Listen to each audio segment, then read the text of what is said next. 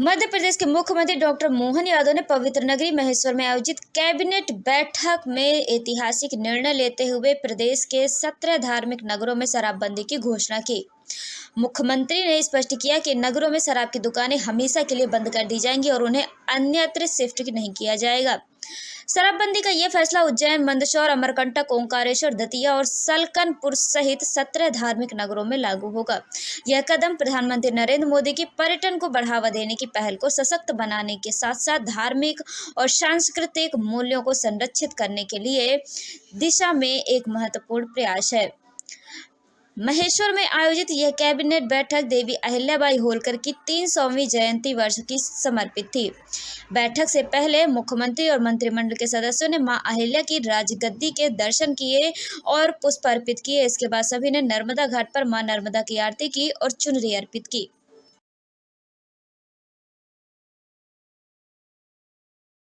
साथ साथ जो एक बड़ा निर्णय हुआ है मंत्रिपरिषद के माननीय मंत्रीगणों के बीच में कि हमारे बीच में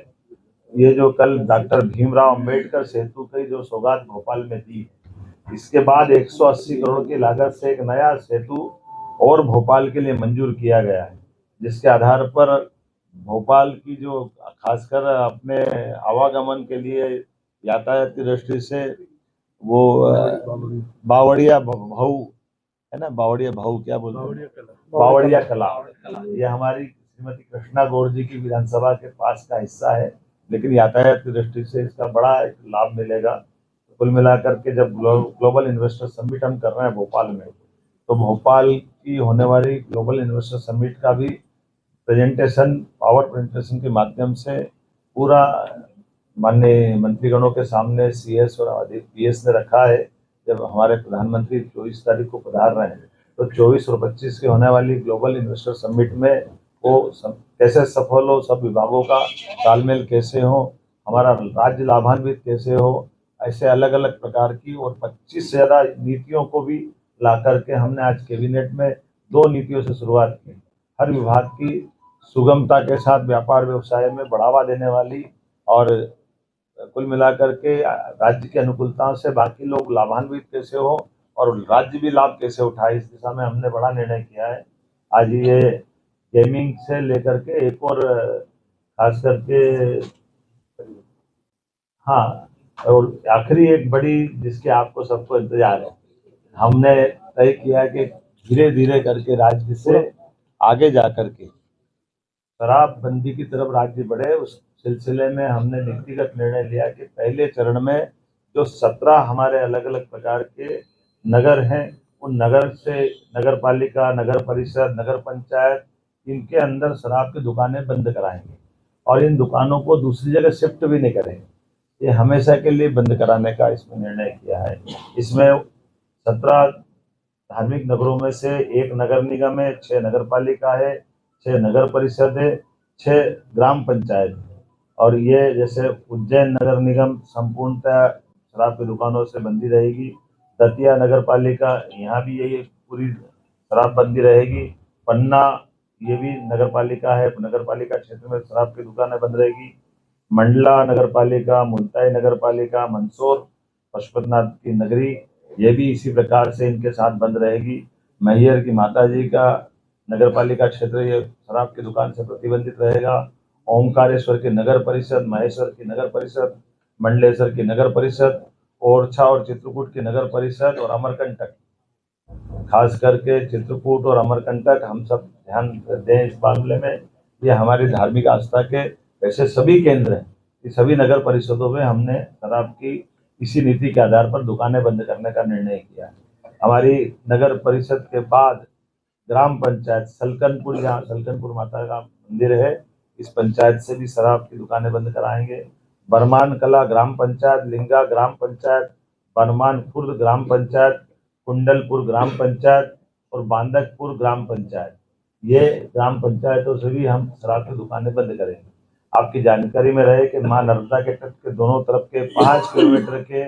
दायरे में शराबबंदी की जो पूर्वत पॉलिसी है, उस पॉलिसी को भी हम जारी रखेंगे। इस पॉलिसी में कोई बदलाव नहीं आएगा। कुल मिलाकर के प्रदेश भर से जो मैंने आपके बारे में बताने का प्रयास किया है कि हम ये शराबबंदी का हिस्सा चलेंगे। एक मुख्य कारण यहाँ की बैठक करने का और भी था, कैबिनेट की बैठक का, जो नारी सशक्तिकरण की दिशा में हमारे यशस्वी प्रधानमंत्री की जो भावना है, गरीब, महिला, किसान और युवा, ऐसे में युवा और किसान की पॉलिसियां हमने मिशन मोड में पिछली कैबिनेट में लाए थे। आज ये नारी सशक्तिकरण की दिशा में हमारे कैबिनेट का पहला ही एजेंडा था, जब हम अपनी बहनों की जिंदगी में बेहतर से बेहतर सरकार क्या मदद कर सकती है और स्त्री सशक्तिकरण का ये सबसे सक्षम उदाहरण राज्य बने, इस दिशा में हमने आज खासकर महिलाओं की सामाजिक आर्थिक विकास के उद्देश्य के लिए विमेन लीड डेवलपमेंट प्रयास के आधार पर हमने ये पूरा योजना बनाई है, जिसमें शिक्षा, स्वास्थ्य, पोषण, आर्थिक विकास और सुरक्षा, साथ ही साथ महिलाओं और बालिकाओं की विभिन्न सरकारी सेवाओं में पहुंच निश्चित हो, महिलाओं के आर्थिक स्वावलंबन, समाज में आर्थिक भागीदारी बढ़ाने के एकीकृत प्रयास करना, समाज में महिला और बालिका के सकारात्मक व्यवहार हेतु परिवर्तन, पुरुष संवेदनशीलता बढ़ाना, ये ऐसे कई प्रकार के कामों के साथ हमने मिशन मोड पर चलने का प्रयास किया है, जिसमें मिशन के प्रमुख लक्ष्य में जन्म के समय लिंगानुपात 5 अंक प्रति हजार की वृद्धि में वृद्धि करना, बालिकाओं की 10 और उससे अधिक वर्षों की स्कूली शिक्षा में 5% की वृद्धि करना, मातृ मृत्यु दर में 10 अंकों की कमी लाना, महिलाओं के विरुद्ध अपराध में 5 अंक की कमी लाना, बाल विवाह में 5% की कमी लाना, महिला श्रम भागीदारी 3% की कमी लाना